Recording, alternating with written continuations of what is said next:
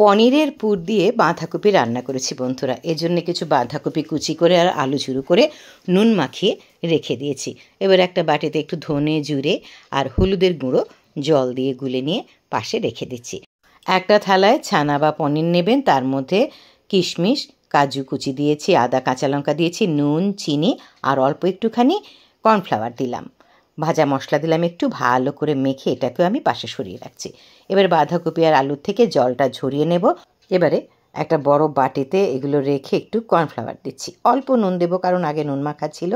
এবারে মিশিয়ে নিলাম পুরোটাকে, অল্প একটুখানি হাতে নিয়ে এর মধ্যে আমি ছানা বা পনিরের যে স্টাফিংটা তৈরি করেছি সেটা দিয়ে ওপর থেকে আবারও একটু বাঁধাকপি দিয়ে ঢেকে দিয়েছি। তেল গরম করে এগুলোকে বড়া ভেজে নেব। শুধু শুধু খেতেও কিন্তু এই বড়াগুলো খুব ভাল লাগে বন্ধুরা। এবারে গ্রেভি তৈরি করব।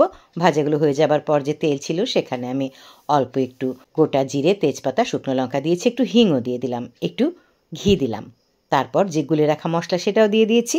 একটু কষিয়ে নিয়ে টমেটো পেস্ট দিলাম, অল্প একটুখানি নুন দিলাম, নাড়াচাড়া করে টক দই পেস্ট করা ছিল দিলাম, টক দইয়ের বাটিটা ধুয়ে একটু জলও দিয়ে দিয়েছি বন্ধুরা।